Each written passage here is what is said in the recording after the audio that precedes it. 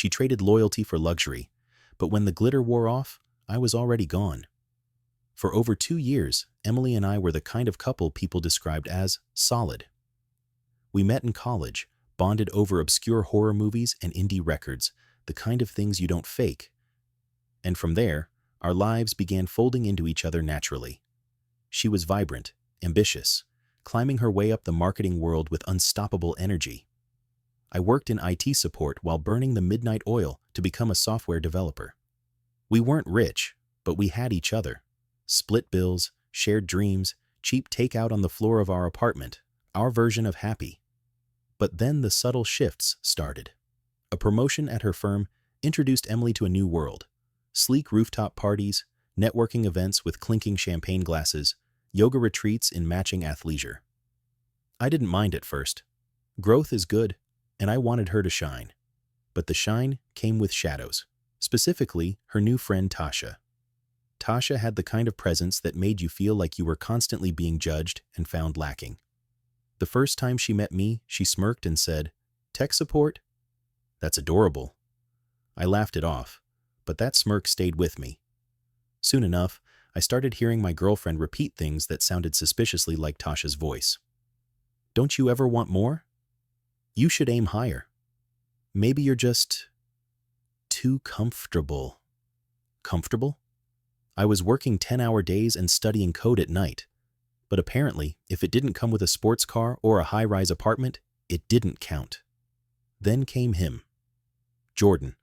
Tall, tailored, and somehow always in the background of Emily's new stories. He was a financial analyst, marathon runner, and Tasha's golden boy. According to Emily, he was just a friend who gave great career advice. But the way her eyes lit up when she talked about him, that wasn't friendship. That was fascination. I voiced my unease gently. She rolled her eyes. "You sound insecure. Maybe you could learn something from someone like him." And just like that, my place in her world started to unravel. She came home later, laughed less, kissed quicker. Conversations shrunk down to logistics, never feelings. Then one night, in the middle of a Netflix show, she casually said, "Tasha thinks I need someone who matches my energy." I paused it. What does that even mean? Her look said it all.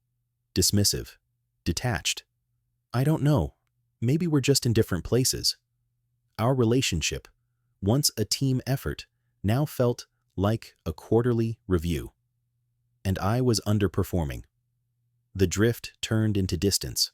Weekends that used to be ours were now booked with networking and self-care.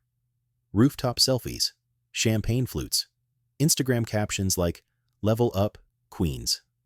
Tasha was always there, lurking in the background like a serpent whispering into Eve's ear. Then came the night everything snapped. She walked in early for once. No smile, no hug, just quiet footsteps and a locked bedroom door. I followed, concerned. "Hey, everything okay?" She didn't look at me, just scrolled her phone with robotic calm. Then she said the words, "Can we talk?" And just like that, it was over.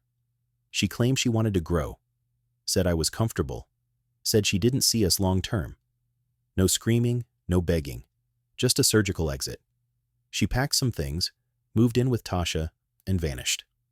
A few days later, I saw them again, Tasha and Emily at another party. And there was Jordan, his arm around her. Her laugh, the one that used to belong to me. It hurt. I won't pretend it didn't. But heartbreak didn't break me. It remade me. In the days that followed, I sat with the silence. It was heavy. I doubted everything, my work, my goals, my worth. But I didn't reach out. I didn't rage text or stalk her Instagram in the middle of the night. I kept my head down and rebuilt. I took on small freelance projects. I finished my portfolio. I landed a junior dev job at a growing startup. And then I soared. 2 promotions in a year. Tripled income. I moved into a better apartment. Not for the flex, just because I could.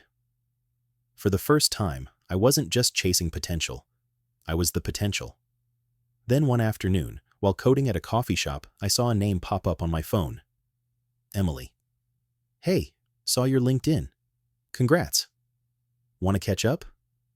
Funny how the world spins. We met for coffee. She looked the same, but her confidence, once towering, had a crack running through it. Jordan? Laid off, drowning in debt, a gambling problem. Tasha? Burned their friendship to ash. Emily looked down at her cup. I was chasing an image. I thought I needed someone who could elevate me. But you were always there. Steady. Real. And I meant it when I told her. I'll always wish you well. But I'm not the guy you circle back to when the glitter fades. We both cried a little. Because what we had was real. But real doesn't always last. Sometimes people grow. And sometimes they grow away. But here's the truth.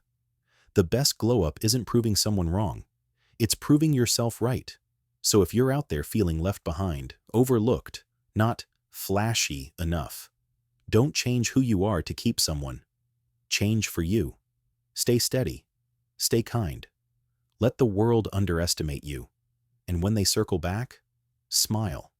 You've already moved on. If this story hit you in the chest, if you've ever been left behind just to come out stronger, share this. Tag someone who's leveling up quietly.